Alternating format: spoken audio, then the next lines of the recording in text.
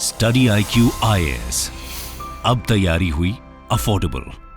नमस्कार दोस्तों पाकिस्तान के अंदर सिक्योरिटी सिचुएशन इतनी खराब होती जा रही है कि चाइना तक ने वार्निंग दे दी है। आपको याद होगा 2-3 दिन पहले मैंने वीडियो बनाया था जिसमें आपको बताया था कि 5 चाइनीज नेशनल्स की हत्या की गई है एक सुसाइड बॉम्बिंग में। और इसी को देखते हुए जो बड़ी खबर अभी सामने आ रही है वो ये है कि चाइना की जो कंपनी है जो 2 डैम प्रोजेक्ट्स पर काम कर रही थी, उन्होंने उसको अभी के लिए बंद कर दिया। ये आप खबर देख सकते हो, China stops work on Pakistan 2 major dam projects after suicide bomb attack that killed 5 nationals. तो इसके बारे में हम डिटेल से बात करेंगे और साथ ही साथ ये इतना मायने क्यों रखता है और आखिरकार आगे हम क्या देख सकते हैं। जो पाकिस्तान और चाइना है, आपको पता ही है कि कई सारे जियोपॉलिटिक्स डायनामिक्स को देखते हुए काफ़ी ज़्यादा ये करीब हैं एक दूसरे के, लेकिन इस पर्टिकुलर सिचुएशन की वजह से क्या बदल सकता है, क्या होने वाला है, वो सब कुछ मैं आपको बताऊंगा वीडियो में। चलिए आगे बढ़ते हैं, लेकिन उससे पहले ध्यान रखिएगा आप में से जो भी लोग यूपीएससी की प्रिपरेशन कर रहे हैं, जैसे हमारा जीएस फाउंडेशन का बैच हो गया,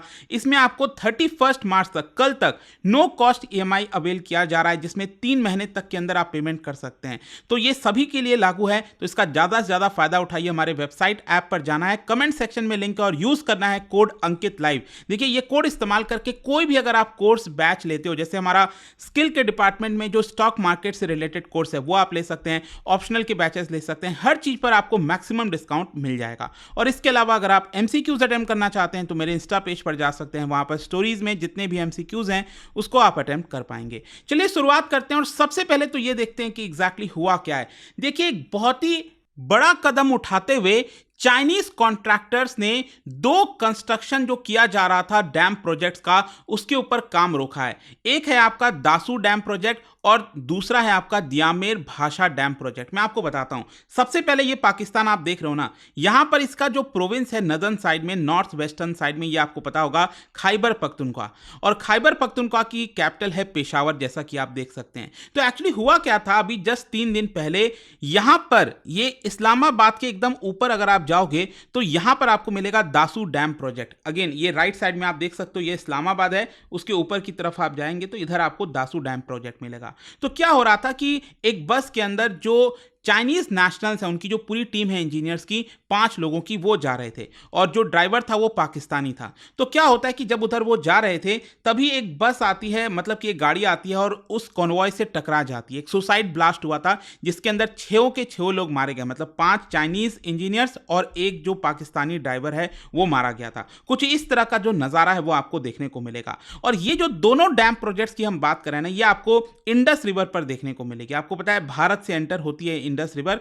और अगेन आप देख सकते हो ये जो Dasu dam hydro electric project है, ये आपका चाइनीज इंजीनियर्स के द्वारा बनाया जा रहा था। और ये जो रिवर जो जा रही है बगल से, वो है आपका इंडस रिवर। और यहां पर एक और डैम जो है, जैसे कि ये आप देख सकते हो दियामेर भाषा डैम प्रोजेक्ट। और देखो ये अगर एक्चुअली में आप साइड देखोगे ना, क्योंकि आपको पता है POK इस समय पाकिस्तान के अंडर में है, पाकिस्तान ने गलत तरीके से कब्जा कर रखा है। तो एग्जैक्टली ये जो POK वाला जो बाउंड्री आप देख रहे हो ना, जहां पर भारत ये अपना पूरा बाउंड्री मानता है, तो यहीं पर आपको ये वाला भी प्रोजेक्ट देखने को मिलेगा। तो क्योंकि ये जो दासू डैम प्रोजेक्ट में ये जो भी कुछ हुआ, इसको देखते हुए दोनों जगह पर, मतलब दासू डैम में करीब मैं आपको बता दूं 750 के आसपास जो चाइनीज नेशनल्स हैं वो काम कर रहे हैं।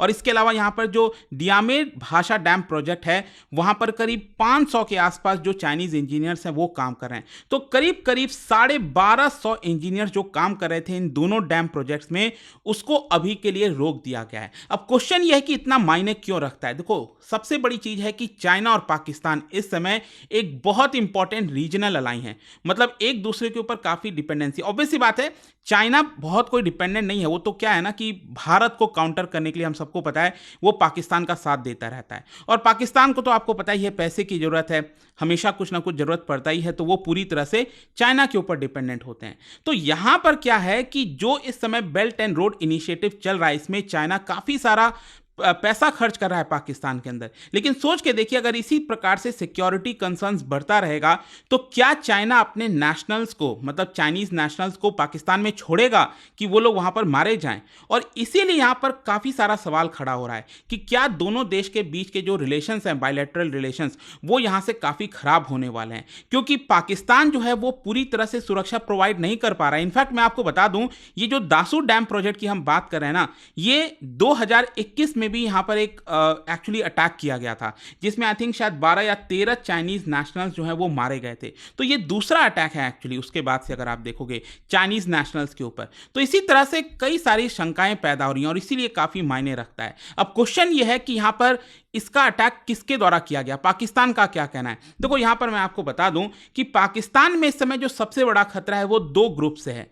एक तो आपको पता है कि बलूचिस्तान में जो भी कुछ चल रहा है, बलूचिस्तान लिबरेशन आर्मी, वो अलग देश का मांग कर रहे हैं, तो वो आपका अक्सर बॉम्बिंग वगैरह बलूचिस्तान में करते रहते हैं। लेकिन अगर हम नॉर्थ वेस्टर्न साइड, ये खैबर पख्तूनख्वा में देखें, ये जो अभी अटैक किया गया था, वैसे तो इसकी जिम्मेदारी किसी ने नहीं उठाई है। 2021 में भी अटैक हुआ था, किसी ने जिम्मेदारी नहीं उठाई थी किसने किया है, और इस बार भी अभी तक किसी ने रिस्पांस नहीं किया है। लेकिन पाकिस्तान का साफ साफ यह कहना है कि यह एक्चुअली टीटीपी के द्वारा किया जा रहा है, तहरीके तालिबान पाकिस्तान। और ये तहरीके तालिबान पाकिस्तान क्या है, ये एक्चुअली ऑफशूट है अफगान तालिबान का। तो यहां पर पाकिस्तान साफ साफ ये कह रहा है कि अफगानिस्तान को, अफगानिस्तान के अंदर जो तालिबान है उनको इनके ऊपर लगाम लगानी होगी। यहां पर जो बॉर्डर है उसकी सुरक्षा की जिम्मेदारी तालिबान की बनती है, ऐसा वहां के जो मिनिस्टर हैं, पाकिस्तान के डिफेंस मिनिस्टर ख्वाजा आसिफ के द्वारा बोला गया है। और उनका कहना है कि अफगानिस्तान हमारी बात नहीं सुनता, अफगानिस्तान को बार बार हम कहते हैं कि बॉर्डर सिचुएशन को सुधारो, वो उसको सुधारता नहीं है। तो एक तरह से देखो पाकिस्तान बड़े संकट में आ चुका है। मतलब कि पहले तो वो बड़ा खुश हो रहा था कि तालिबान अफगानिस्तान के अंदर आ रहा है, उनकी तो मौज है क्योंकि अल्टीमेटली हम तालिबान का सहारा लेकर भारत पर अटैक कर सकेंगे। तो वो सब कुछ एक तरह से जो थियरी थी, पाकिस्तान जो सोचता था, वो सब कुछ फेल हो चुका है इस समय। और उल्टा पाकिस्तान इस समय परेशान है जिस तरह से वहां पर लगातार आए दिन अटैक देखने को मिल रहे हैं। तो अब क्वेश्चन यहां पर यह है कि जो भी अभी ये डेवलपमेंट हुआ है, इसका बिग पिक्चर क्या निकलकर सामने आता है। देखो जो बड़ी बात इसमें सामने निकलकर आती है वो यही है कि बेल्ट एंड रोड इनिशिएटिव ये पाकिस्तान के लिए बहुत इंपॉर्टेंट है। पाकिस्तान इसी के सहारे आज के डेट में चल रहा है, आप समझ सकते हैं। तो यहां पर क्या है कि जो भी अभी अटैक्स किए गए हैं चाइनीज नेशनल्स के ऊपर, इसको लेकर कई सारे सवाल खड़े होते हैं। एक तो ऑब्वियस सी बात है, सवाल यही है कि आखिरकार पाकिस्तान जो चाइनीज नेशनल्स हैं उनकी सुरक्षा कैसे करेगा। और दूसरी बात यह है कि अटैक हो रहा है, अगर मान लो पाकिस्तान अश्योरेंस दे भी देता है कि आगे से ऐसा नहीं होगा, तो उसके बावजूद भी आगे चलकर इन प्रोजेक्ट्स की वायबिलिटी क्या है, सस्टेनेबिलिटी क्या है, ये कई सारे सवाल खड़े होते हैं। तो इसका आंसर ढूंढना पड़ेगा पाकिस्तान और चाइना को मिलकर। खैर यहां पर मैं आपको बता दूं, यहां पर जो कंपनी, जो कॉन्ट्रैक्टर हैं जिन्होंने ये दोनों जो डैम प्रोजेक्ट्स हैं उसके ऊपर काम रोका है, उनका नया डिमांड सामने आया है। देखिए उन्होंने तो साफ साफ कह दिया, चाइनीज कंपनीज जो हैं जिन्होंने 1250 इंजीनियर्स इन दोनों डैम प्रोजेक्ट्स पर लगा रखे थे, चाइनीज कंपनी ने साफ साफ कह दिया है कि देखिए जब तक पाकिस्तान की अथॉरिटीज हमें पूरी तरह से आश्वस्त नहीं कर देती और जो पूरा सिक्योरिटी प्लान है उसको रिवैम्प नहीं किया जाता, तब तक हम यहां पर कोई भी काम स्टार्ट नहीं करेंगे। एक तरह से आप समझ लीजिए चेतावनी है पाकिस्तान को।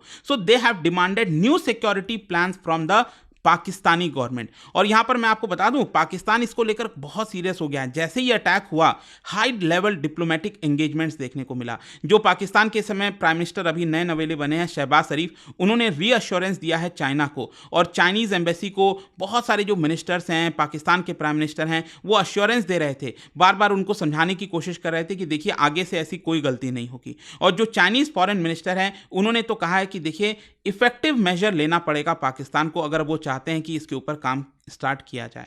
अब फाइनली क्वेश्चन यह है कि आगे क्या होगा। देखो Pakistan now faces crucial test in addressing the security lapses. मतलब जो भी कुछ हुआ है सिक्योरिटी लैप्स में, उसको लेकर पाकिस्तान को काफी सारी चीजें एड्रेस करनी पड़ेंगी, अदरवाइज यहां पर पाकिस्तान के लिए बहुत मुश्किल आने वाली है। और सिर्फ यही नहीं, यहां पर मैं आपको एक और दूसरा पहलू बताता हूं।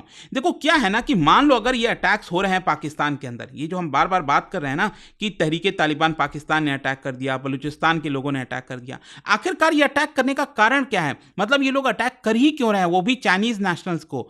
देखो इसका सिंपल रीजन ये है कि इन्होंने ब्लेम किया है डायरेक्टली पाकिस्तान की सरकार को कि आप अगर चाइना को इन्वाइट करते हो यहां पर, तो जो भी जॉब्स वगैरह क्रिएट होती हैं वो लोकल लोगों को जानी चाहिए। लेकिन हो क्या रहा है कि पाकिस्तान, जो चाइना जो भी प्रोजेक्ट पाकिस्तान के अंदर लेकर आता है, तो वहां पर जो भी जॉब्स वगैरह क्रिएट होती हैं वह अल्टीमेटली चाइना के लोगों की ही होती हैं। चाइना से ही लोग लाए जाते हैं और उनको एम्प्लॉयमेंट मिलता है। यहां पर जो रियल बेनिफिट्स है वो पाकिस्तान को नहीं मिल रहा है, वो अल्टीमेटली चाइना को ही मिल जा रहा है। इसीलिए लोग, बहुत से जो लोग हैं वो इस पूरे बेल्ट एंड रोड इनिशिएटिव से खुश नहीं हैं।